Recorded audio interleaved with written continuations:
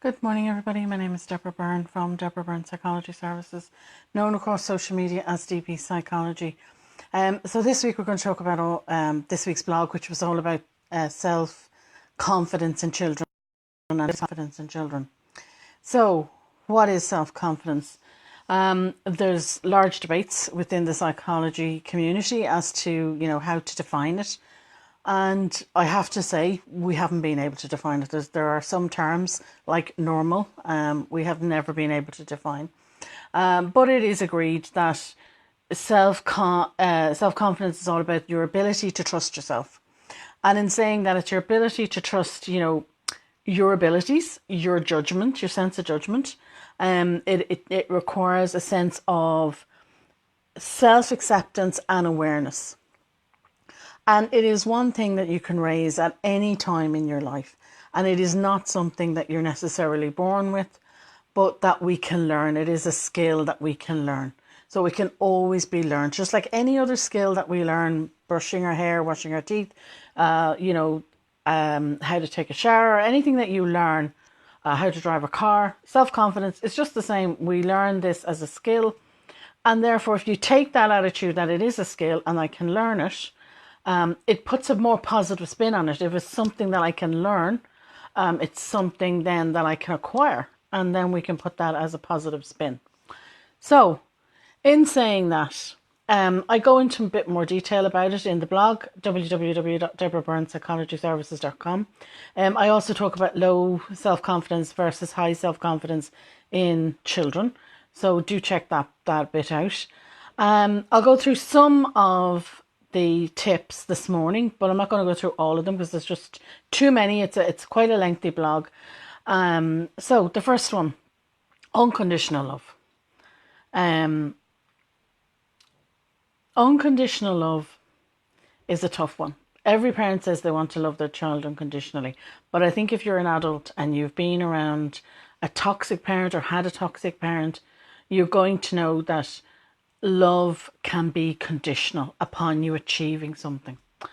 So we're not talking about that sort. It has to be unconditional.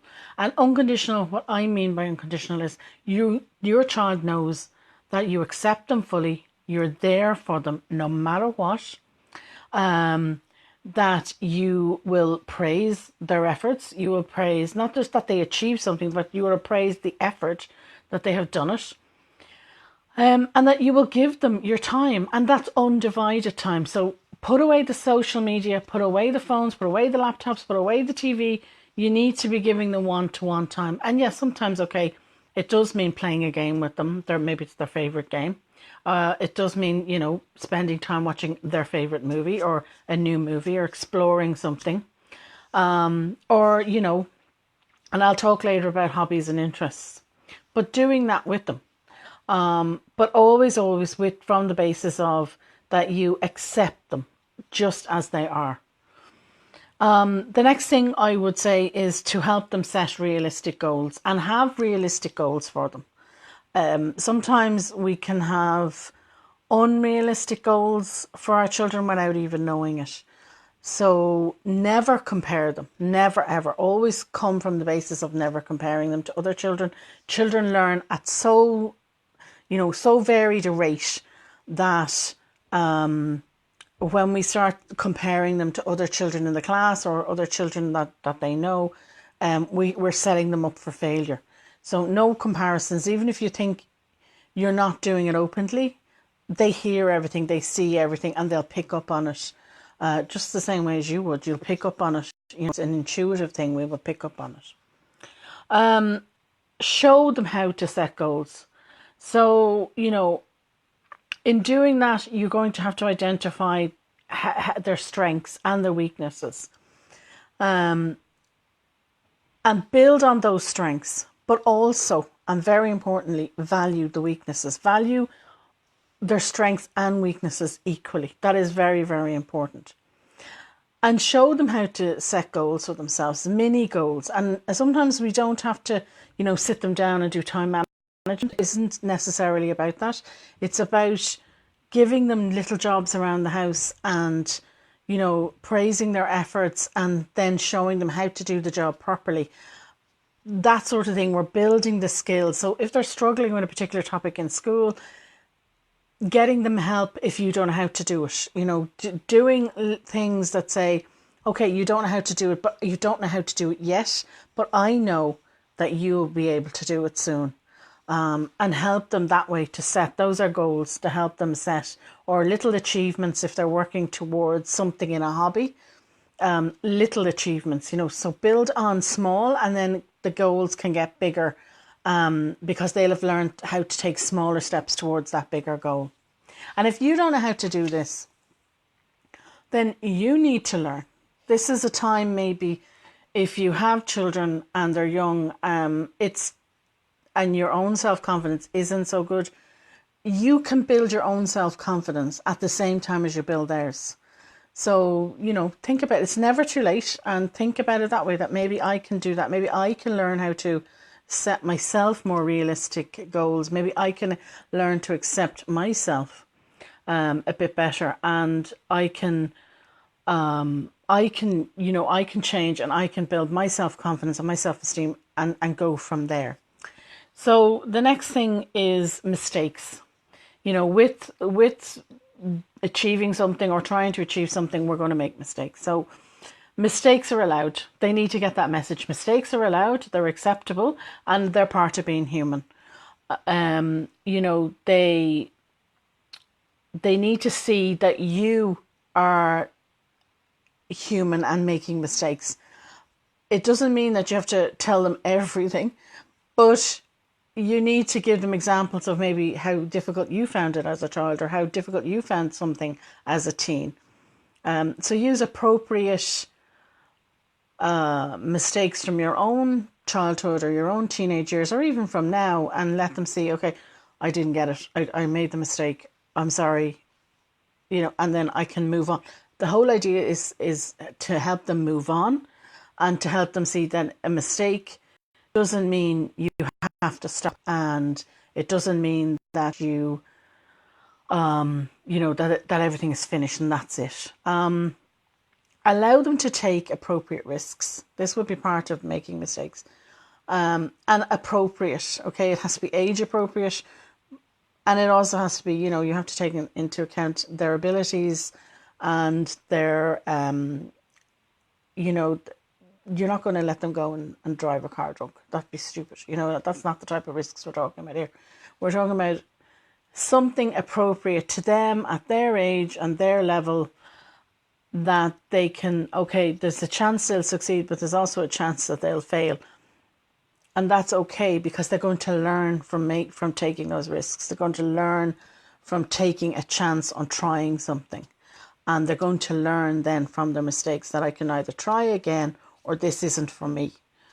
And you can build up from that as they get older. Incidents of smaller children, of course they're going to, when they go to the playground, they're going to want to try the bigger slide. So maybe, you're there to catch them, but you let them try and climb up they always like to climb up the slide. So, but you're there to grab them. So things like that, you're not like whipping them off immediately and removing them, saying, no. You have to let them do a little bit of climbing, if you like. I'm going to use the analogy of climbing to try, and then they'll understand that their body maybe isn't ready for this yet. Understanding that they've got to learn that understanding is mistakes are opportunities to learn. And I think we as adults sometimes need a reminding of that when we make a mistake or we don't succeed at something, that it is only an opportunity to learn. It isn't the end, and it should never be the end. Of course, encourage them. And this is where we're talking about hobbies and interests. A lot of pressure is put on children in terms of academic, we've just had leaving certificate results and college places and that with in Ireland with teenagers. It's good to get them to outside of school, to work outside of school on something they're interested in. It's good in a number of ways. It shows them they can succeed outside of academic life. 2, they can achieve things that is usually played to their strengths. And 3, you can show an interest. You can use it to encourage them. You can use it to, use it as a teaching tool. You can show them. Perhaps it is an easier teaching tool with a hobby or an interest or some sort of outside school activity. It can be an easier tool to use to show them that mistakes are opportunities to learn, to show them that they can, learn resilience, to show them that, that they have all these great strengths, that they just, they're not as good academically, and that their interest lies in sports, or, and that there is a career there in that, or there's a career in computers, or there's a career in something else that's outside the basic reading, writing and arithmetic. That there is something outside there, and there's something for everybody, and that sometimes a career can be made out of a hobby or an interest. But also it shows them that you are interested in them. When you show interest and you encourage them to do this, and you take time to understand the hobby, perhaps you're not interested in the hobby, perhaps you're not interested in what they want to do, but if you take time, even a small amount of time, to understand the basics, and to be able to sit down and have a conversation with them, and to listen. They need you just to listen, to sit and listen and not tell them what to do. Just sit and listen. Then you're going to build their self-confidence. One of the last things I'm going to talk about this morning is modelling. And this is about modelling self-care, positive self-talk, modelling healthy expression of feelings and healthy boundaries. And I suppose that would be one of the most important in the entire blog point, the tips that I would say. If you are modelling something, there's more likely they're going to pick it up much quicker and much easier. It's going to become second nature to them. If you are not, it is never too late to start. It is never too late ever to start practicing self-care, healthy boundaries, expressing your feelings, and most importantly, positive self-talk. And with positive self-talk also comes positive, images, body images. So if you are somebody who is using social media and is comparing yourself to the latest celebrity or whoever it is, and you're saying, oh, I'll never be this and I'll never be that, and look at them, they've only had a baby 3 weeks ago and they're back in a size 0, that's rubbish. Okay, that's complete rubbish, probably photoshopped, and your child is going to pick up on that. They're going to hear you talking like that and putting yourself down, and what are they going to do? They're going to model that behaviour. So if you want your child not to model that behaviour, then you have got to actually do it yourself. You've got to walk the walk. You can't just talk the talk to them. You can't be telling them one thing and doing another, because they're gonna, they won't have respect for you at the end of the day, and they're going to do exactly what you're doing, or a variation of it. So you have to have, and you have to model very basic self-care, healthy boundaries, expression of your emotions, your feelings, and you have to do positive self-talk. You have to talk about yourself in a positive way. So if you feel you are talking in a negative way to yourself, please check out my blog. There is ways to delete that. Again, all learned. Positive self-talk is something you can learn. It is a skill you can learn, and you can rewire the tape that's going in your head at any stage in your life. And I do have a blog on that, so do check it out. Now, the other things I talk about that are important is house rules and getting the children involved in that. I also talk about building resilience in children, and I talk about good communication, teaching them how to communicate. So these will all help them towards building their self-confidence. So do check it out. As I said, it's at www.deborahbyrnepsychologyservices.com, and I will talk to you all next week, and the new blog is out on Monday as always, and thank you for listening.